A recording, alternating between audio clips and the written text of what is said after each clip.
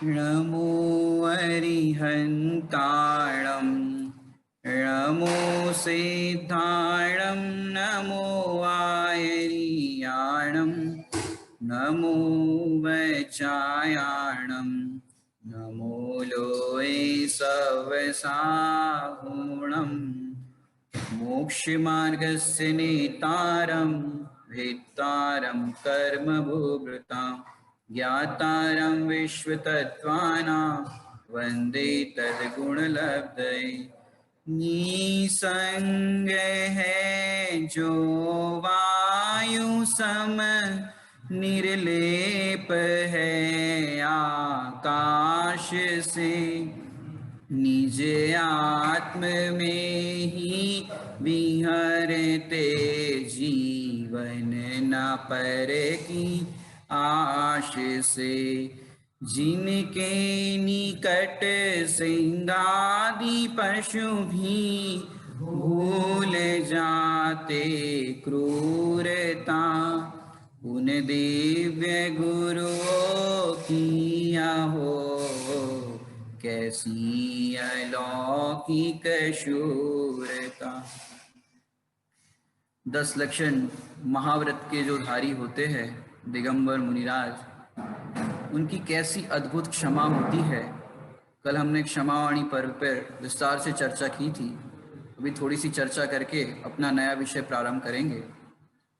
दिगंबर मुनिराजों की क्षमा तो अद्भुत होती है, और ऐसी क्षमा हमारे जीवन में भी प्रकट होवे ऐसी हम भावना भाते हैं। एक आध दृष्टांत देकर के क्षमावाणी का हम समापन करके नए विषय को प्रारंभ करेंगे। एक घटना घटित हुई थी। मैंने स्कूल के अंदर या कॉलेज के अंदर बच्चे पढ़ते हैं, तो कुछ बच्चे होते हैं जो अपने शिक्षक की अवमानना करते हैं, उनका कहा सुना नहीं मानते। तो एक बार क्या हुआ कि जो शिक्षक एक बार कक्षा में पढ़ा रहे थे और उस समय पीछे कुछ बच्चे बातें कर रहे थे। अब शिक्षक का ध्यान उनकी ओर गया और शिक्षक ने उनको डांटा। फिर भी वो अनुशासनहीनता कर रहे थे, तो शिक्षक ने उनको एक चाटा लगा दिया। एक लड़का था, उसको एक चाटा लगा दिया। अब वो लड़का भी नवयुवक था, उसको भी गुस्सा आया और उसने शिक्षक को चाटा लगा दिया। अब क्या करे कि शिक्षक ने क्या किया होगा, सोचो आप लोग। आप होते तो क्या करते, और उस शिक्षक ने क्या किया। शिक्षक अपने चेयर के पास गया, अपनी जो भी पाठ्य पुस्तक थे जो पढ़ाने के थे वो लिए, और फिर सीधा स्टाफ रूम में रख करके, और समय भी हो गया था स्कूल का या कॉलेज का जो भी घटना घटी थी, वो फिर सीधे चुपचाप चलते बने। ना कोई एक्शन लिया ना कोई रिएक्शन। वो लड़का सोचने लगा कि अरे, मैंने अपने शिक्षक को चाटा मारा, फिर भी वो इस तरह से कोई रिएक्शन दिए बिना, ना कोई एक्शन उन्होंने लिया, ना प्रिंसिपल से बात की, वो तो सीधे चलते बने। वो लड़का भी उनके पीछे पीछे जाने लगा। अब वो अपने धुन में जा रहे थे सर तो, और फिर घर का दरवाजा उन्होंने खोला, लॉक खोला, और फिर दरवाजा बंद करने के लिए पीछे जैसे ही मुड़े तो देखा तो वही लड़का। तो सर ने कहा, बेटा अगर तुम्हें शांति नहीं मिली हो तो और चाटे लगा दो। तो वो सीधा उनके चरणों में नतमस्तक हो गया, चरण स्पर्श कर दिए शिक्षक के कि गुरुजी, मैंने आपको चाटा लगाया लेकिन आपने कोई रिएक्शन नहीं दिया, ना प्रिंसिपल से कुछ कहा ना कुछ किया। तो शिक्षक ने कहा, बेटा कोई बात नहीं, जब हम भी तुम्हारे उम्र के थे, जब हमारा भी खून तुम्हारी तरह तेजी से दौड़ता था, युवा थे, तब मैंने भी अपने शिक्षक के साथ ऐसा व्यवहार किया था, जिस कारण से हो सकता है मेरे साथ भी ऐसा व्यवहार हुआ। लेकिन मेरे शिक्षक ने मुझे क्षमा कर दिया था, मुझे दंडित नहीं किया था। इस कारण से आज मैं तुम्हें पढ़ा रहा हूं, वो मेरे शिक्षक की बदौलत में पढ़ा रहा हूं। और उसके बाद वो जो स्टूडेंट था वो बहुत ही होनहार छात्र हो गया। माने इस घटना से क्या समझाना चाहते हैं, बच्चों को युवक अवस्था में दंड देने पर वे उद्दंड हो जाते हैं। उनको दंड नहीं, सीख देनी चाहिए। हमारा जैन शासन भी यही कहता है कि दोषों के प्रति क्षमा भाव हो जाए। अगर किसी ने गलती की है, यदि आपने उसको क्षमा कर दिया तो गलती करने वाले से बड़ा क्षमा करने वाला होता है, जिसको हमने कल कहा था, क्षमा वीरस्य भूषणम, क्षमा वीरों का आभूषण होता है। तो ऐसे हम अपने जीवन में यदि ये क्षमा को धारण करेंगे तो हमारा जीवन भी सुखमय बनेगा। अब कई लोग सोचते हैं कि भाई हम क्षमा क्यों धारण करें, धारण क्यों करें, सामने वाला हमारे साथ ऐसा व्यवहार करे तो हम क्षमा क्यों धारण करें। तो एक और दृष्टांत देकर के मैं नया विषय प्रारंभ करूंगा। एक छोटे दादाजी ने अपने प्रवचन में दिया था, बहुत सालों पहले मैंने सुना था कि जैसे एक मोटा सांप होता है और एक पतला सांप होता है। सांप तो होते हैं, आपने देखे होंगे सांप। अब मोटा सांप और पतला सांप, अब क्या हुआ कि मोटा सांप जो था, एक बच्चा सुबह दूध पीने के लिए उठता था, माने सुबह बच्चे उठते हैं तो मम्मी क्या करती है, बच्चों को दूध पिलाती है। अब छोटे बच्चे होते हैं, अब मम्मी ने कहा कि बेटा ये दूध का गिलास रखा है, इसको तुम पी लेना, मैं जा रही हूं मंदिर। अब मंदिर के लिए मम्मी तो चली गई। अब क्या हुआ, वो छोटा सा बालक, उसको दूध पसंद नहीं, बच्चों को अक्सर ये देखा जाता है दूध पसंद नहीं आता, तमाम चीजें पसंद नहीं आती, तो वो नहीं पीते नहीं खाते, उनको जबरदस्ती पिलाना पड़ता है। अब क्या हुआ, उस समय एक सांप आता था, जब मम्मी नहीं होती थी घर पे और दूध वहां रखा होता था तो एक सांप आता था। अब वो सांप क्या करता था, वहां पर आता था और जो ग्लास में या जो भी बर्तन में दूध रखा है कटोरे में, वो आकर के पीता था। अब उस समय ये बच्चा तो निर्दोष होता है, सांप क्या होता है बच्चे को पता ही नहीं। माने बच्चों में नैसर्गिक सम्यक दृष्टि के जो 8 अंग कहे गए ना, वो नैसर्गिक गुण होते हैं। ये तो अपन एक समझाने की दृष्टि से कहते हैं, जो सम्यक दृष्टि के होते हैं वो तो सम्यक दर्शन सहित होते हैं, लेकिन उस तरह के गुण जिसको अपन कहते हैं पहले नंबर पर निशंकित गुण। बच्चा निशंक होता है, उसको किसी भी प्रकार का भय नहीं होता, वो कोई सी भी चीज हो उसको टच करना चाहता है और उसके बाद देखो तो टेस्ट करना चाहता है। ये बच्चों की प्राय आदत होती है। अब वो बच्चा, वो सर्प वहां पर दूध पीने के लिए आता था, तो वो बालक उस बच्चे, वो बालक सांप के साथ खेलता था, कभी उसकी पूंछ पकड़ लेता, कभी फन पकड़ लेता, तो इस तरह से खेलता था, लेकिन वो सांप है उस बच्चे को नहीं डसता था। अब क्या हुआ, वो रोज इस तरह से करता था। अब एक दुबला, ये था मोटा सांप, और एक दुबला पतला सांप उस मोटे सांप को मिला कि भैया तुम आजकल बहुत मोटे हो रहे हो, क्या बात है। कि मैं यहाँ पर, एक बच्चा है वो दूध पीने के लिए उसकी माँ रखकर जाती है दूध, मैं वो दूध पीता हूँ और मोटा होता हूँ। बोले मुझे भी ले चलो, मुझे भी दूध पिलाओ, मैं भी थोड़ा दुबला पतला हूं, मैं भी मोटा हो जाऊं। तो उसने कहा लेकिन एक शर्त है। वो बच्चा वहां पर खेलता है, किसके साथ, मेरे साथ खेलता है, तुम आओगे तो तुम्हारे साथ खेलेगा, वो तुम्हारी पूंछ पकड़ेगा, ऐसे मारेगा, लेकिन तुम्हें डसना नहीं है। बोले ऐसे कैसे, मैं तो सांप हूं, किसी को भी डस सकता हूं, कोई मुझे मार कैसे सकता है। लेकिन बोले यही शर्त है, यदि तुम्हें दूध पीना है तो बच्चे की मार को, बच्चे की इस तरह की हरकत को सहना पड़ेगा। मतलब अपनी भाषा में कह दो, क्षमा करना पड़ेगा। उसने कहा कि 100 बार तक मारेगा तो वो चलेगा, लेकिन 101वीं बार मैं क्षमा नहीं करूंगा। बोले तुम दूध नहीं पी सकते। ऐसे ये जैन शासन ऐसा है, यदि अपने से गलती होती है तो दूसरे अपने को क्षमा करे साधर्मी, और साधर्मी से गलती होती है तो हम उसको क्षमा करें। यदि हम मिथ्यात्व का या कषायों का जहर से सामने वाले को प्रतिक्रिया देंगे तो ये जिन शासन का जो साधर्मी वात्सल्य है वो हम किसको देंगे। और जिन शासन में जिनवाणी माता जो हमें उधर दूध का कटोरा रखा था, ऐसे यहाँ पर ज्ञानामृत के जो कटोरे रखे हैं, ज्ञानामृत है वो किसके लिए है, इसका सेवन कौन करेगा। इसलिए सब जीवों के प्रति मेरे सहज क्षमा भाव है, करना क्षमा मुझको क्षमा आत्म स्वभाव है। तो ऐसे क्षमा के धारी दिगंबर मुनिराज होते हैं। उनका जीवन कैसा होता है, उनकी चर्या कैसी होती है, तो आइए 22 परिचय जय इस विषय को प्रारंभ करते हैं। मुनिराजों के 22 परिचय जय।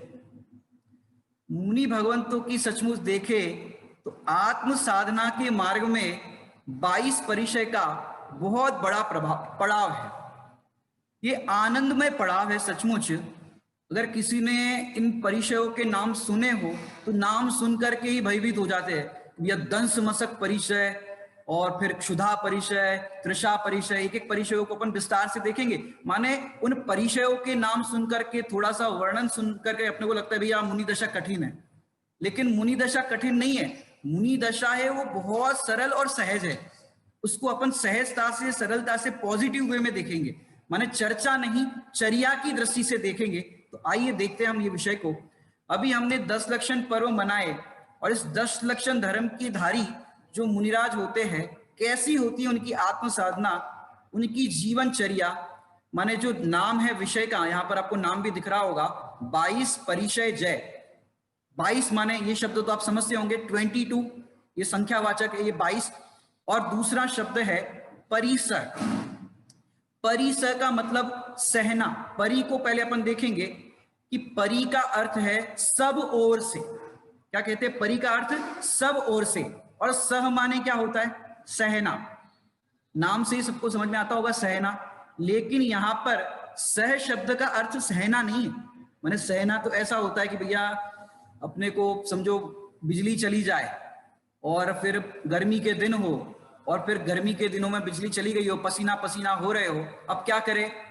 अब तो फिर सहना पड़ेगा, गर्मी को सहना पड़ेगा। तो वो मजबूरी में सहते, उसको कहते हैं सहना।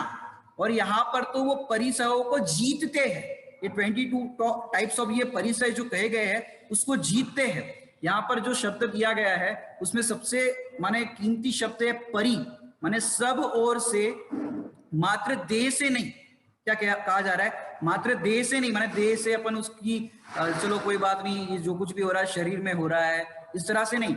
माने सब ओर से कहा जाए तो मन से, वचन से और काया से भी ले लो। और मुनिराजों की भूमिका में 9 कोटि से कहा गया है तो कृत कारिक अनुमोदन से जीतना। इसको माने मन में भी उस परिचय के संबंधी विकल्प उत्पन्न ना हो। माने परिचय समझने से पहले आपको एक चीज समझनी पड़ेगी। माने देह, माने ये परिचय जो है वो देह से स्टार्ट होते हैं। स्टार्ट कहां से होते हैं? देह से इसकी शुरुआत होती है, लेकिन देह की चीज नहीं है, शरीर की चीज नहीं है। मैंने आपको देखो दृष्टांत देकर के समझाए। जब गुस्सा आता है तो लोग क्या कहते हैं? गुस्सा आता है तो मुझे रोटी नहीं खानी, मुझे भोजन नहीं करना। मैंने सबसे पहले जब भी आपको गुस्सा आता हो तब भोजन पानी छोड़ दे दो, मुझे नहीं खाना है। मैंने भोजन के समय यदि मम्मी बुलाए, पत्नी बुलाए, जो कोई भी घर के व्यक्ति है बुलाते हैं, तो आप क्या कहते हो? अगर गुस्सा आ जाता है तो मुझे नहीं खाना है, तो आप भोजन छोड़ देते हो। अब आपने क्षुधा को, मैंने क्षुधा वेदनी का उदय भी था, भूख भी लगी थी, अब आपने भोजन नहीं किया तो आपने परिचय जय किया कि नहीं किया? आपने भोजन भी नहीं किया हालांकि, तो परिचय जय किया कि नहीं किया? अब परिचय जय नहीं किया, क्यों? अभी अपन चर्चा करते हैं। माने परिचय जय, जय माने होता है जीतना। अब आप भले ही नहीं खा रहे हो फिर भी आपको परिचय जय नहीं, क्योंकि ये तो मुनिराजों के परिचय जय कहे गए हैं। इसको अपन विस्तार से देखते हैं। अब बताओ, आपको भोजन भी नहीं मिला, अब हम क्या करें? तो ऐसे अब तक आप विचार करो कि अनादि काल से आपने भोजन का सेवन किया है क्या? आप कह रहे हो भोजन नहीं मिला, आज हमें भोजन नहीं मिला। कई बार विकल्प हो जाते हैं, भोजन नहीं मिला, या किसी को अंतराय आ जाता है तो लगता है कि भोजन नहीं मिला। उपवास होता है तो भैया आज उपवास है, भोजन नहीं किया। तो आपने आज तक भोजन किया है कि नहीं किया? मेरा स्वरूप तो अनाहारी है, आज तक मैंने भोजन किया ही नहीं। कोई हमको पूछना होता तो पूछते, लेकिन अभी नहीं पूछ रहे हैं। लेकिन आज तक भोजन किया ही नहीं, ये पहला उत्तर। अब मैं कह रहा हूं हमने तो भरपेट भोजन किया है और हर समय भोजन कर रहे हैं। ये क्या बात हो गई? भोजन किया नहीं और भरपेट भोजन कर रहे हैं। कि जिस भोजन की आप चर्चा, आप जिस भोजन की तरफ लक्ष्य कर रहे हो, या अभी जिनके घर में कुकर की सीटी बज रही होगी, वो भोजन की बात नहीं कर रहे। वो भोजन तो आज तक हमने किया ही नहीं और कर सकता ही नहीं। लेकिन जिस भोजन की हम चर्चा करने वाले हैं वो है ज्ञानामृत भोजन। कौन सा भोजन? ज्ञानामृत भोजन। ये ज्ञानमय भोजन तो नित्य ही करते हैं, करे ज्ञानमय नित्य ही भोजन, नहीं हमारा जड़ यह भोजन। माने हम देखो, माने हम है कौन? पहले तो ये स्थापना करो, है कौन? कि मैं तो जीव हूं, ज्ञायक हूं, आत्मा हूं। अब आत्मा रोटी खाता है? आत्मा भोजन करता है? आत्मा हलवा खाता है? कि आत्मा नहीं खाता। आत्मा का काम तो एकमात्र ज्ञाता दृष्टा, जानना देखना है। ऐसे ही जो दिगंबर मुनिराज होते हैं वो अपने को ज्ञाता स्वरूप अनुभव करते हैं, अपने को अनाहारी अनुभव करते हैं। यदि भोजन नहीं भी मिले तो भी खेद खिन्न नहीं होते और एक शुद्धा परिचय को जीतना है, माने खेद भी उत्पन्न नहीं होना। अभी अपन एक एक परिचय को देखेंगे। अब सबसे पहले जो परिचय, इसकी परिभाषा को अपन देखते हैं। सरल परिभाषा देंगे फिर अपन देखेंगे। आर्त परिणामों का न होना अथवा ध्यान से न चिगना, ये परिचय है। मैं चाहता हूं आप लोग कॉपी पेन लेकर के ही बैठे, क्योंकि पूरा 22 परिचय का विस्तार से विषय चलने वाला है, जिससे एक एक चीज आपको क्लियर होगी और तब आपको मुनि दशा सरल लगेगी और 10 लक्षण पर्व में आपके परिणाम भीगे होंगे, सबके भीगे होंगे। तो हो सकता है ये 22 परिचयों की चर्चा के बाद यहाँ से कुछ जीव दीक्षा लेने के परिणाम भी हो जाए, दीक्षा भी ले हो सकता है। अब देखते हैं क्या होता है। आर्त परिणामों का न होना, मैं परिभाषा दूसरे दिन पूछूंगा, अभी जितना पढ़ा रहा हूं वो कक्षा की तरह चलेगा। आर्त परिणामों का न होना अथवा ध्यान से ना चिगना, इसका नाम है परिसयजय। अब कितने तरह के होते, क्या होते, ये अपन कल चर्चा करेंगे, आज परिभाषा पे ही फोकस करते हैं। माने आत्मा का उपयोग आत्मा में ही रहे, यह है ध्यान से न चिगना, और आत्म निमग्नता रहे, ये सबसे उत्कृष्ट बात है। माने अपना उपयोग आत्मा में रहे, ये सबसे उत्कृष्ट बात है। दूसरी बात अगर कहे तो अपने आत्मा की महिमा ना छूटे। माने जैसे छठे गुणस्थान में होते हैं मुनिराज, आहारचर्या का विकल्प आता है, और भी जो 28 मूल गुणों के पालन का विकल्प आता है। अनुकूल प्रतिकूल प्रसंग भी बनते हैं, हालांकि हम उसको अनुकूल प्रतिकूल प्रसंग कहते हैं। उनके लिए तो सारे प्रसंग समता भाव रूप ही होते हैं। हम उसको दोनों एंगल से देखेंगे। जैसे देखो, मुनिराज आहारचर्या के लिए निकले, नए नगर के अंदर पधारे।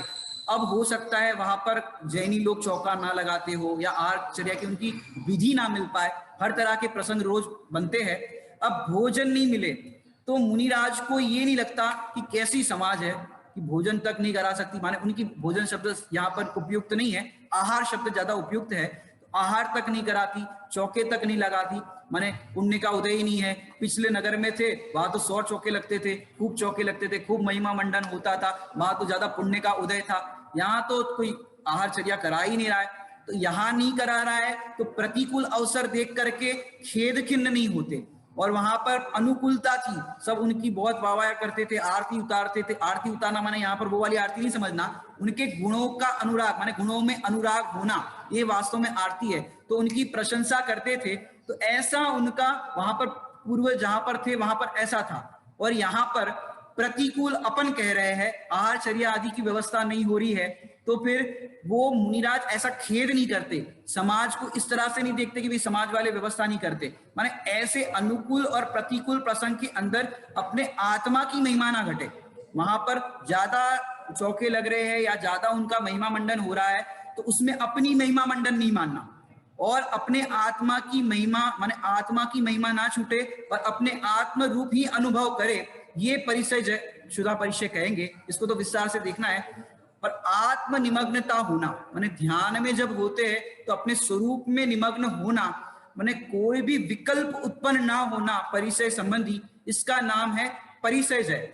दूसरी तरफ से देखे तो अपने स्वरूप में इतनी मग्नता हो तो बाहर का विकल्प ही ना सताए। जैसे मैं आपको बताऊं एक दृष्टांत देकर के, स्त्री होती है तो पुण्य के उदय में उसकी परीक्षा, क्या परीक्षा है, पुण्य का उदय हो स्त्री को तो परीक्षा होती है क्या पुण्य के उदय में? पुण्य के उदय में कोई परीक्षा नहीं होती। जैसे आजकल का ही दृष्टांत दूं, हमारी महिलाएं कहती है हमारे पति बहुत बढ़िया, रोज हमारे लिए गिफ्ट लाते हैं, साड़ी लाते हैं, गहने लाते हैं। तो अब बताओ, इतना अनुकूल वातावरण हो, जब जो पसंद हो, फल हो, मिठाई हो, जो कुछ भी उनके अनुकूल सब करते हो। आजकल की भाषा में कहे तो आईफोन चाहिए तो आईफोन ला करके देते हो, जो चाहिए वो पति ला करके देते हो। तो पति कैसे है? पति बहुत बढ़िया है। अब विचार करो, अब पाप के उदय में, मैंने अभी समझो लॉकडाउन आया, अब लॉकडाउन के अंदर सब घर पे लॉकडाउन हो गए, अब बिजनेस नहीं चल रहा है, इतनी आमदनी नहीं हो रही है, तो पहले जैसे खर्चे भी नहीं हो रहे, अब खर्चों में भी घटोतरी हो गई। अब बताओ, अब पति कैसे है? अब रोज गिफ्ट नहीं ला रहे, अब रोज घुमा फिरा नहीं रहे, अब कैसे है पति? कि ऐसे प्रसंग में भी पति की महिमा ना घटे, पति का आदर ना घटे। और आपको दृष्टांत पुराण से अपन देखे तो 22 साल तक, ऐसी तो कोई घटना मुझे देखने नहीं मिलती, 22 साल तक, विवाह के तुरंत बाद 22 साल तक पवनजय ने अंजना सती से कॉन्वर्सेशन कोई तरह का नहीं किया, कोई बातचीत नहीं की, और तो उनकी तरफ देखा तक नहीं प्रसन्न मुद्रा से। जब देखा तब उलाहना और एकदम घृणा की तरह उनको देखा। अब सोचो, 22 साल तक इस तरह का व्यवहार रहा, उनको 22 वर्ष तक ये विकल्प भी नहीं आया कि चलो अब ये देख तो नहीं रहे, ना बातचीत कर रहे, इससे अच्छा कहीं और विवाह कर देते, कहीं और शादी कर लेते, इधर और चले जाते। ऐसा विकल्प न आना, ये परिचय है। ये तो दृष्टांत दे रहे हैं, ये मुनिराजों की बात तो बाद में करेंगे, ये आपको समझाने के लिए। मूल क्या समझना है? विकल्प न आना, माने प्रतिकूल प्रसंग होने पर भी विकल्प ना आना, इस तरह का। और दूसरा एक दृष्टांत देखे तो सीता जी को गर्भवती अवस्था में वन में छोड़ दिया, किसने? रामचंद्र जी ने। अब वज्रजंग राजा वहां पर हाथी को पकड़ने के लिए आया था। अब उस समय उन्होंने कहा कि तुम हमारे धर्म की बहन हो, ऐसा समझकर हम तुम्हें अपने नगर में ले जाएंगे और तुम्हें अच्छे से रखेंगे। तो ऐसा प्रसंग जब बना तब उन्होंने पूछा होगा तुम कहां से हो, कौन है तुम्हारे पति। उस समय भी पति का आदर ना छूटा, पति की महिमा ना छूटी। मेरे स्वामी रघुकुल के ये, और इस तरह से रामचंद्र जी है, मैंने नाम नहीं लिया होगा, मैंने इस तरह से परिचय, जो सतिया होती है वो अपना परिचय भी उनके पिताश्री के और इस तरह के नगर से इस तरह के देते हैं। तो आजकल की अगर महिलाएं देखो तो सीधा पति का नाम लेकर के बुला देती है, तो ये उचित नहीं है। हालांकि उनको योग्य सम्मान देना ये हमारी संस्कृति है, उनका नाम भी ना ले। जैसे आपने पंचकल्याणक में देखा होगा, हे आर्य पुरुष, हे स्वामी, इस तरह के वचन होते थे, इसका आप ध्यान रखना। अब मूल बात तो अपन विषय पर आते हैं। क्या कह रहे थे? पाप के उदय में पति की महिमा ना घटे, ऐसे पुण्य के उदय में लोग खूब आओ भगत करे, बढ़िया भोजन कराए, शरीर भी अनुकूल हो, हवा भी बराबर चल रही हो। अब मुनिराज की दशा को लेंगे, हवा भी अनुकूल चल रही हो, गर्मी के दिन हो और अच्छी हवा चल रही हो, कोई दिक्कत नहीं, ध्यान करने में, सामयिक करने में कोई प्रॉब्लम नहीं होती। लेकिन खूब गर्मी पड़ रही हो, जेठ की दोपहरी हो उस समय, और आहार की चर्या भी बराबर नहीं हुई हो, क्षुधा सताए, प्यास सताए, और रात्रि काल में देखो तो मच्छर आदि की बाधाएं भी हो, ऐसे परिचय के काल में भी आर्त रौद्र परिणाम नहीं होता मुनिराजों को। भूख लगने में रौद्र, और भूख लगती है ना तब आर्त रौद्र परिणाम नहीं होते। जैसे भूख लगने में रौद्र परिणाम को अगर देखे कि भैया देखो आहार की चर्या के लिए निकले, विधि तो मिली नहीं, अब क्या करे, शरीर तो सूखता जा रहा है और विधि नहीं मिल रही, कोई बात नहीं, अपन तो आनंद में रहो, शरीर सूख रहा है ना, निद्रा हो रही है ना, अब शरीर का लक्ष्य करके आनंद कर रहे हैं तो रौद्र, शरीर के इस तरह से शिथिल होने में आनंद मानना कि निद्रा हो रही है। लक्ष्य कहां पर है? शरीर पर, और शरीर की दशा देख करके प्रसन्न हो रहे तो ये रौद्र परिणाम। और फिर आहार की विधि नहीं मिल रही है और उसमें दुखी हो रहे तो ये आर्त परिणाम। तो इस तरह से आर्त रौद्र परिणाम ये मुनिराजों को होते नहीं है। इसके अंदर अपन देखे कि मुनिराज, आप विचार करो, रोज नई नई सिचुएशन बनती है। क्यों? आप एक ही घर में भोजन करते हो, माने घर में आप ग्रस्त हो, घर में भोजन करते हो, तो वहां तो आपको क्या होना है, और आपकी दशा में कहे अगर नमक कम हो भैया नमक डाल देना, और चीज कम हो तो ये दे देना, मीठा दे देना। आप घर में तो इस तरह से मांग लेते हो। अब आप कहीं पर मेहमान बन करके जाते हो तो वहां पर क्या करते हो? मांगते हो भैया ये नमक दे देना, ये दे देना। साधारण श्रावक हो या कोई भी सज्जन पुरुष हो तो दूसरे के घर जाके मांगता नहीं। ऐसे मुनिराज भी एक याचना परिचय को सहते, याचना नहीं करते। एक एक को अपन अपनी थोड़ा सा नाम बता रहे हैं जिससे आपको थोड़ी सी जिज्ञासा बने कि कैसे कैसे परिचय होते। अब विचार करो, क्षुधा वेदनी का उदय आता है तब आहार लेने का विकल्प आता है निचली भूमिका में, छठे गुणस्थान में, तो वो आहार की चर्या के लिए विधि पूर्वक निकलते हैं। अब उस समय विचार करो 50 चौके लग रहे, 100 चौके लग रहे। पहले तो ऐसा था कि घर घर में शुद्ध आहार बनता था और पहले वो मुनिराजों को पड़गा करके मुनि को भोजन दे फेर निज करे आहार, ऐसी तो वहां पर जीवन होता था। और आजकल शहरों में ये देखा नहीं जाता, लेकिन गांव के अंदर ये सब प्रक्रिया आज भी चालू है। अब विचार करो 50 चौके लग रहे। अब मुनिराज ने एक अभिग्रह ऐसा लिया है कि जिनके हाथ में 2 बादाम होगी, माने जो थाली इतनी सी छोटी सी प्लेट होती है, 2 बादाम से मुनिराज को पड़गाते हैं, गोले से श्रीफल से पड़गाते हैं, अनेक तरह की विधि से पड़गाते हैं। अब किसी मुनिराज ने 2 बादाम रखी अभिग्रह में, नियम लेकर के निकले 2 बादाम। अब 50 चौके रखे, अब कोई 5 बादाम रख रहा है, कोई 7 बादाम रख रहा है, कोई 10 बादाम रख रहा है, कोई 1 बादाम रख रहा है। अब मुनिराज पूरे सब चौके में इस तरह, क्योंकि देखो जब तक विधि नहीं मिलती तब तक वो आगे बढ़ते जाते, विधि मिल गई वहां रुक जाते और फिर पूरी नौदा पुक्ति पूर्वक उनकी आहार चर्या होती है। अब सब लोग जितने 2 बादाम रखी है, 2 कोई नहीं रख रहा है, 5, 7, 10 और श्रीफल रखेंगे, गोला रखेंगे, कलश रखेंगे, सारी विधि कर रहे हैं, लेकिन 2 बादाम का नियम है तो 2 बादाम नहीं रख रहे। अब उस समय उनको ये विकल्प ना आना, और नहीं आता, 2 बादाम का विकल्प नहीं आ रहा कि कैसे लोग हैं, मूर्ख है, अकल नहीं है, 2 बादाम नहीं रख सकते। इतनी सी 2 बादाम 5 रखी है, 3 कम करते थे, 2 रख देते। और हमारे सामने ही ऐसे ऐसे कर लेते, 2 बादाम विधि मिल जाती। अब ये 3 कर रहे हैं, एक और कम नहीं कर सकते। माने 2 बादाम का हो जाए ये विकल्प नहीं आता। क्यों? वो आहार चर्या के लिए विकल्प आया है तो भले ही निकले, लेकिन आहार के लिए नहीं निकले। मुनिराजों को तो रूठे हुए बालक के भांति की उपमा दी गई है।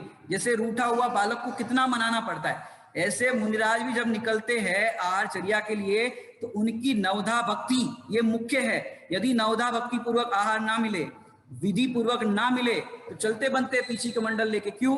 वो आहार लेने नहीं निकले, वो तो अपनी आराधना के लिए निकले हैं। और जो निचली भूमिका में उनको जो आहार संबंधी विकल्प आया है, उस विकल्प की पूर्ति के लिए निकले हैं, आहार की पूर्ति के लिए नहीं निकले, विकल्प की पूर्ति के लिए। विकल्प आया है, चलो, और फिर नहीं मिला तो चलो।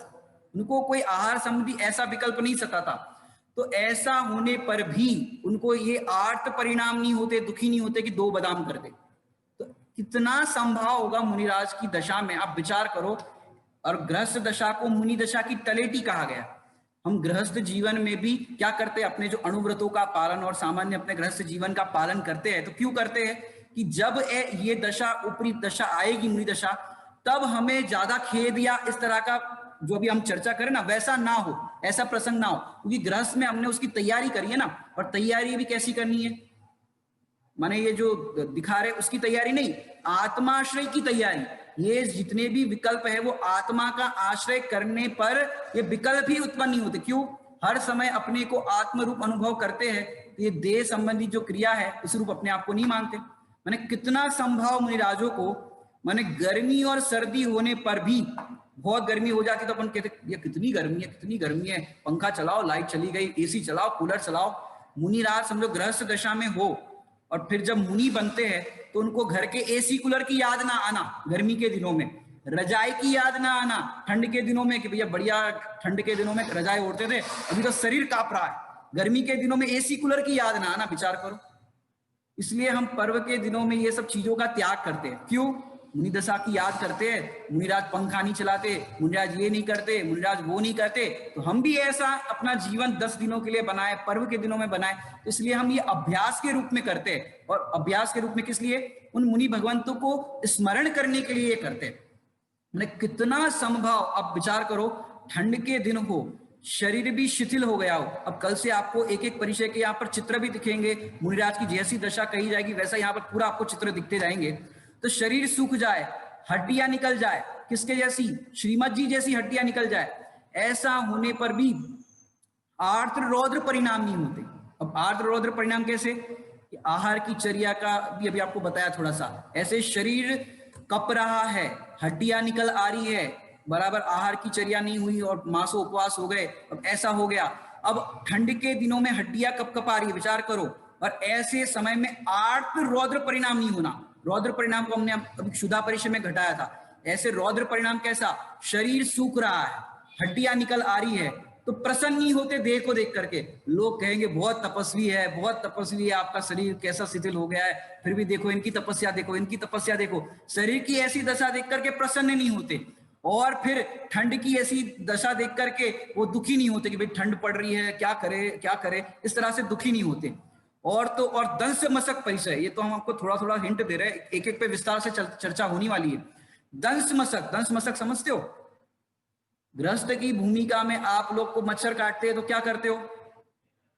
पर्व के दिन इतने अपन ने मनाए तो कम से come good night, all out और इसका नाम मत दे देना। नहीं तो कोई अभी ऐसा सोचे कि गुड, मन में भी मत सोचना गुड नाइट लगा दे, ऑल आउट लगा दे, और वो क्या कॉइल आती है उसको लगा दे। माने इसकी याद ना आना गृहस्थ की भूमिका में। और गृहस्थ की भूमिका में विकल्प जिस तरह के होते हैं, अहिंसक विकल्प होते हैं, तो मच्छर जाली लगाने का विकल्प आ सकता है गृहस्थ की भूमिका में। लेकिन मुनि दशा की भूमिका में विचार करो, वन खंडादि में विचरण करते हैं, ऐसे वन के अंदर सोचो जहां पर जंगल झाड़ियां होती है, वहां पर मच्छर आदि की, जीव जंतुओं की बाधा बहुत होती है। अब ऐसी परिस्थिति में उनको मच्छर आदि, दंश मशक इस तरह का प्रकरण होने पर भी उनको घर के सब सुविधाओं की याद ना आना, और इस देह के समझो मच्छर आदि के इस तरह की बाधा होने पर भी वो आर्त परिणाम नहीं करते, अर्थात दुखी नहीं होते, और अपने ध्यान में लीन रहते हैं। माने इस तरह से स्वरूप दृष्टि के द्वारा परिचय जय होता है। माने सहना शब्द आप ज्यादा समझना, आप नोट पेन लेकर के बैठना। सह शब्द का अर्थ होता है सहना नहीं, जीतना। हालांकि सह शब्द को अपन दूसरे एंगल से देखें तो चिड़िया होती है, और चिड़िया के जो बच्चे उत्पन्न होते हैं अंडों पर, तो वो चिड़िया उस पर बैठ करके सहती है। ये साहित्यिक शब्द थोड़ा सा है, सहती है माने उसका पालन पोषण करती है, इस तरह से वहां पर वो शब्द प्रयोग किया जाता है। तो सहना अर्थात जीतना, माने परिसय, सब ओर से जीतना, इसको नाम है परिसय। अब निचली भूमिका की बात करें तो निचली भूमिका में पहले से छठे गुणस्थान वाले साधकों को पीड़ा का अनुभव हो सकता है। निचली भूमिका की अपेक्षा से कह रहे हैं पीड़ा का अनुभव हो सकता है पहले से छठे गुणस्थान, क्योंकि ऊपरी भूमिका कहेंगे तो सातवें गुणस्थान की वाली, माने जहां पर अपना उपयोग आत्मा में स्थिर होगा तो वहां पर पीड़ा का अनुभव नहीं होगा, और छठे गुणस्थान तक कहो तो पीड़ा का अनुभव हो सकता है। और जैसे अपने को नहीं होता, जैसे अपने को देखे तो अपने को नहीं होता कि जैसे भूख लग रही है तो भूख की बाधा होती तो पीड़ा होती है, प्यास लगती है तो गर्मी लगती है, ठंड लगती है, तो इस तरह की निचली भूमिका में अपन को उसका वेदन होता है। लेकिन मुनिराजों की दशा में जब स्वरूप में उपयोग चला जाता है तो रचना में आपने पढ़ा होगा बड़े पंडित साहब की, वेदन जीने असंग ज्ञान का नहीं संग में अटके। पहला शब्द यहां मुझे देखना है, वेदन जिने असंग ज्ञान का, माने वेदन किसे है, वेदन किसका है, संग में रह रहे उसका भी नहीं, शरीर का भी नहीं, असंग ज्ञान का, माने अपने ज्ञान का ही वेदन जो करते हैं, ज्ञान का ही आस्वादन करते हैं। तो ज्ञान का आस्वादन करने पर उनको, ज्ञान का अनुभव करने पर उनको बाहर में उपसर्ग हो रहा हो, परिचय हो रहा हो, ऐसी परिस्थिति के अंदर भी वो तो अपने आप को ज्ञान रूप ही अनुभव करते हैं। लेकिन वो भी निचली भूमिका वाले भी ऐसा नहीं कि दुखी होते हैं, आर्द्र रौद्र परिणाम करते हैं, क्योंकि ज्ञानियों की परिणति ही अद्भुत होती है वैराग्य भावना आदि द्वारा। क्या कह रहे हैं वो मुनिराज, निचली भूमिका में भी अगर पीड़ा का भी वेदन हो रहा हो तो ऐसी निचली भूमिका में भी वैराग्य भावना आदि द्वारा वो परमार्थ से चलित नहीं होते। ये बहुत उत्तम बात है, मैंने शरीर के ऊपर लक्ष्य भी कदाचित चला जाए पर परमार्थ से चलित नहीं होते, अपने को आप रूप अनुभव करते। बहुत सुंदर बात आपको बताए, आत्मानुशासन ग्रंथ है, गुणभद्र स्वामी ने लिखा है, उसके अंदर एक बहुत सुंदर दृष्टांत दिया। जैसे छोटा सा बालक होता है, उसको आपने पलंग पर बिठा दिया। अब पलंग पर बैठा हुआ छोटा सा बालक, अब मम्मी तो अपने काम में लग गई, अब बच्चे का विकल्प हुआ माँ के पास जाना है। अब क्या करेगा बच्चा, पलंग से जंप मारेगा कि नहीं, वो छोटा सा बालक भी पलंग से नीचे गिरने के भय से डरता है। क्या होता है, छोटा सा बालक भी पलंग से नीचे गिरने के भय से डरता है। और वहां पर ये प्रकरण में लिखा गुणभद्र स्वामी ने कि हे मुनि, तुम तो बालक नहीं हो, इतने उत्कृष्ट मार्ग को अपनाकर इंद्र के पद मिल जाए, स्वर्ग मिल जाए, ऐसे अपने उपयोग से चलायमान होकर के ऐसी वांछा करते हो, ऐसी आशा करते हो, गिरने से नहीं डरते, गुणस्थान गिरने से नहीं डरते। वहां पर ऐसा प्रकरण लिखा, माने वो तो हर समय अपने को आप रूप अनुभव करते हैं, फिर भी उनकी भूमिका के लिए, उनको मजबूत बनाने के लिए उनके गुरु आचार्य ऐसे ऐसे उनको मार्ग में प्रशस्त करते। और अपन देखें आचार्य उमा स्वामी, अभी जो विषय अपने को लेना है, तो आचार्य प्रणीत जो आचार्य उमा स्वामी ने तत्वा सूत्र जी ग्रंथ लिखा है, उसमें 9वें अध्याय के अंदर, थोड़ा सा अपन पहला दिन है भूमिका के तौर पर ले रहे हैं, फिर विशेष विस्तार से करेंगे। तत्वा सूत्र का नाम तो सबने सुना ही होगा, दूसरा नाम क्या है उसका, मोक्ष शास्त्र। और इस मोक्ष शास्त्र के अंदर कितने सूत्र हैं, कितने सूत्र है इसके अंदर? अभी सामने सभा लगी होती तो हम एक एक से पूछते कि बताओ भाई, क्योंकि तत्वा सूत्र अपने जैन धर्म का कहो, दिगंबर ग्रंथों का, माने सर्व जैनों के अंदर मान्य है तत्वा सूत्र। जैसे अपन पाठशाला के भाग में पढ़ते हैं, अच्छा किसी ने लिखा है, अच्छा बढ़िया आंसर, ये सही आंसर है। किसी आप देखो, हिंदुओं के अंदर गीता प्रसिद्ध है, ईसाइयों के अंदर बाइबल प्रसिद्ध है, और मुसलमानों के अंदर कुरान प्रसिद्ध है। ऐसे पूरे जैन समुदाय के अंदर ये जो तत्वा सूत्र कहो या मोक्ष शास्त्र, ये प्रसिद्ध है और सब जगह ये मान्य है। अब इसके अंदर कितने सूत्र है, अभी किसी ने टेक्स्ट में लिख करके बताया था 357। इसको अगर, क्योंकि नंबरिंग होती है ना संख्यावाचक, वो भूल जाते हैं, आगे पीछे हो जाता है, कोई कभी याद, कभी कोई पूछे तो 356 निकल जाता है, कभी 350 निकल जाता है, कभी 57 या 58 निकल जाता है। अब इसको सरल तरीका मेमोरी याद करने का बताया आपको। साल के दिन कितने होते हैं, आप कहोगे 365, ये तो सबको आता होगा, क्योंकि सूत्र की बात करें, ग्रंथ की बात करें तो वो थोड़ा सा स्वाध्याय नहीं हो तो पता नहीं चलता। 365 दिन होते। अब गवर्नमेंट की जो कैजुअल लीव होती है वो कितनी होती है? 8 लीव होती है। कितनी? 8। अब 365 में से 8 माइनस करो, कितने बचे? 357। ऐसे इस तत्वा सूत्र के अंदर जो सूत्र है वो कितने हैं? 357। ये तो सरल करने के लिए आपको बताया। अब इसके अंदर 10 अध्याय है। 10 लक्षण के दिन कितने होते हैं? 10। और अध्याय कितने हैं? 10।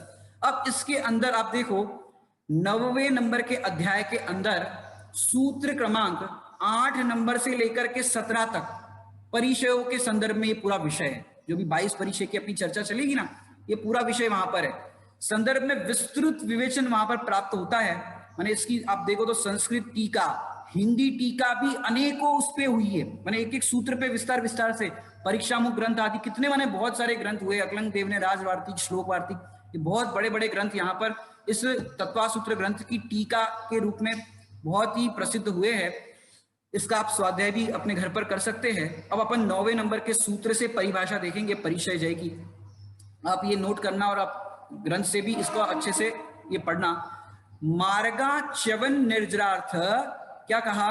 मार्गा च्यवन निर्जरार्थ परिसोडव्या परिशहा, ये संस्कृत उसका सूत्र है। ये तत्वा सूत्र संस्कृत में लिखा गया। मार्गा च्यवन निर्जरार्थ परिसोडव्या परिशहा, ये इसका सूत्र है। अब इसका अर्थ देखते हैं। मार्ग से च्युत न होने के लिए और कर्मों का क्षय करने के लिए, देखो पहला पॉइंट धीरे धीरे पढ़ेंगे। मार्ग से च्युत न होने के लिए, ये पहला पॉइंट। दूसरा पॉइंट है कर्मों के क्षय करने के लिए। और तीसरा पॉइंट है जो सहन करने योग्य हो वो परिचय। 3 पॉइंट के अंदर अपन ने इस परिभाषा को घटाया है। पहला है मार्ग से च्युत न होने के लिए, दूसरा है कर्मों के क्षय करने के लिए, और तीसरा है जो सहन करने योग्य है वो परिचय। अब अपन 2 पॉइंट को हटा दो, 2 पॉइंट अपन को नहीं समझना। तीसरे पॉइंट पर अगर अपन लक्ष्य करें सहन करने के लिए, अब सहन करने योग्य इतनी सी परिभाषा होती कि सहन करने योग्य है उसको परिचय कहते हैं, तो क्या होता? भैया हम भी सहन कर रहे हैं, ठंड गर्मी हम भी सहन करते हैं, भूख प्यास। समझो आप कहीं ट्रेन में सफर कर रहे हो या कहीं पर भी जॉब में हो, मीटिंग चल रही हो, लंच, कई बार जॉब करते हो उनको पता होगा लंच टाइम हो गया फिर भी लंबी मीटिंग चलती है। दुकानदारी के अंदर ग्राहक बहुत आ रहे हो, दिवाली के सीजन हो और भी तमाम सीजन में ग्राहक बहुत होते हैं। अब उस समय भोजन तैयार है, पत्नी के बार बार फोन भी आ रहे हैं। अब बताओ भोजन करोगे कि ग्राहक देखोगे? अब उस समय भूख लग रही है तो सहन करते हो कि नहीं करते हो? कि सहन करते हो। अगर सहने को परिचय कहते तो हम सब कर रहे हैं, तो हम भी सब परिचय जयी हो गए। लेकिन ऐसा नहीं है। मूल बात तो ऊपर जो लिखी हुई 2 बिंदु में है वो है। अब उसको भी देखो, अपन ने भी तीसरे पॉइंट को समझा कि सहन करने योग्य खाली रखते तो हम भी सहन कर रहे हैं। और तो और जो 22 परिचयों के नाम आप कल पढ़ करके आना, और अपन हो सकता है बाद में अगर आप याद कर लोगे तो आपसे पूछेंगे भी, 22 परिचयों के नाम आप लोग बता भी सकते हैं, जो भी याद करेगा वो। तो इसमें हम ये देखेंगे, पहले तो अपन ने तीसरे नंबर पर लिया परिचय किसको कहते हैं कि जो सहन करने योग्य है उसको परिचय कहते हैं। अब ऐसा अगर कहे तो पशु भी है, पशु को भी भूख प्यास सहन करनी पड़ती है। अब पहले तो ऐसा था कि बारिश के दिनों में और अन्य दिनों में क्या होता था, गटर वगैरह खुली बहती थी ना पहले तो वहां से पशु सूअर आदि उस गटर का पानी पी करके अपनी प्यास बुझा देते थे। लेकिन अभी उनका उतना भी पुण्यहीन हो गया कि अब सारी गटरें पैक हो गई, शहरों की बात कर रहे हैं। अब सोचो ऐसा होने पर उनको भूख प्यास लगती है, अब वो भी भूखे प्यासे रहते हैं। अब वो भी परिचय जय हुए कि नहीं हुए? कि नहीं हुए। ये पशु भी सहन करते हैं भूख प्यास को, पशु भी नग्न है, वो भी इस नग्न परिचय को अगर इस तरह से सहने को कहे वो भी जय कर रहे हैं। तो ये परिचय अगर अपन ये कहते कि सहन करने योग्य उसका नाम परिचय, तो ये सही नहीं। अब दूसरे नंबर पर जो हमने मिडल में बताया था वो क्या बताया था? कर्मों की निर्जरा के लिए। अब क्या होता है, आत्मा का अनुभव तो है नहीं और व्रत उपवास आदि भी करे, तपस्या भी करे, जो भी भूमिका में जो हो वो उस तरह के करते हैं, तो कहां पर लक्ष्य जाता है? भैया कोई बात नहीं। अब कई बार क्या होता है कि उपवास करते हैं, दूसरे दिन आपको अंतराय पालते हो तो दूसरे दिन अंतराय हो जाए, तीसरे दिन फिर कुछ उपवास कर रहे हो फिर अंतराय हो जाए। तो ऐसी परिस्थिति बनती है तो फिर क्या होगा, भाई कोई बात नहीं, कर्मों की निर्जरा हो रही है, शरीर सूख रहा है, मेरे में तो क्या हो रहा है, कर्मों की निर्जरा हो रही। तो बताओ कर्मों की निर्जरा हो रही है कि नहीं हो रही? इसको अपन और विस्तार से समझेंगे। माने सहने का नाम कह दे तो भी परिसह नहीं। और जो दूसरी बात बताई यहां पर, सम्यक दर्शन, सम्यक ज्ञान, सम्यक चारित्राणी मोक्ष मार्ग, पहला ही सूत्र तत्वा सूत्र का है मार्ग। अब अपन ने इस परिभाषा के अंदर जो अर्थ पढ़ा, मार्ग से च्युत न होने के लिए, क्या बात कही पहले पॉइंट के अंदर, मार्ग से च्युत न होने के लिए। अब कर्मों का क्षय करने के लिए पहले अपन एक काम करते हैं, तीसरे को समझा, दूसरे को समझ करके फिर मार्ग का बहुत विस्तार है तो उसको अपन कल देखेंगे क्योंकि समय भी अपना हो रहा है। तो दूसरे पॉइंट को ही अपन देखेंगे, कर्मों का क्षय करने के लिए। अब कर्मों का क्षय कैसे होगा बताओ? कर्मों का क्षय तपस्या करने पर, व्रत उपवास करने पर, उससे कर्मों का क्षय होगा कि नहीं होगा? बताओ कि कर्मों का क्षय करना जो आप चाहते हो, वो कर्मों का क्षय उससे नहीं, माने जिसको कहते हैं कर्मों का क्षय होने पर निर्जरा होती है, तो ये निर्जरा किसे कहते हैं? शुद्धि की वृद्धि का होना ही निर्जरा है। क्या कहा? शुद्धि की वृद्धि का होना निर्जरा है। और शुद्धि की वृद्धि किसके आश्रय से होती है? अपने आत्मा के आश्रय से। तो पहले नंबर क्या होना चाहिए कि आत्मा में शुद्धता का प्रकट होना, जिसको कहते हैं संवर। तो शुद्धता का उत्पन्न होना ये संवर, और उस संवर जो हो गया, उस संवर पूर्वक निर्जरा, उसको वास्तविक निर्जरा कही गई है। तो शुद्धि की वृद्धि का होना, इसका नाम कहा निर्जरा। तो अब ये निर्जरा कैसी होती है? अब निर्जरा किसे कहते हैं? कि शुद्धि की वृद्धि का नाम निर्जरा, जहां निर्विकल्प आत्मा में स्थिरता हो वहां शुद्धि की वृद्धि होती है। यहां परिभाषा में जो शब्द लिया ना, कर्मों की निर्जरा के लिए, कर्मों के क्षय के लिए, तो लोग कहते हैं कि भैया सह रहे हैं, क्या करें, कर्मों की निर्जरा हो रही है। अब अज्ञान दशा में यही लगता है, उपवास आदि करो, व्रत उपवास करो, या कोई भी आप क्रिया करते हो, तो जब आपको लगता है सह रहे हैं, आपको कोई रोग हो गया, अब रोग को भी क्या करें, डॉक्टर ने तो बोल दिया भैया हम कुछ नहीं कर सकते, अब तो ऊपर वाले के हाथ में, उनकी भाषा में कहे तो अब उसको क्या करते हो, आप रोग को सहते हो। अब वो मजबूरी में आप सह रहे हो, लेकिन वो सहना नहीं है। देह से भिन्न भेद विज्ञान में आत्मा हूं, ऐसा अनुभव करने पर उस रोग के ऊपर लक्ष्य ना जाना, देह के ऊपर लक्ष्य ना जाना, ये परिसेज है। और इसकी चर्चा अपन विशेष कल देखेंगे। अभी का समय यहां पर हो गया है। ओम नमः सिद्धेभ्य।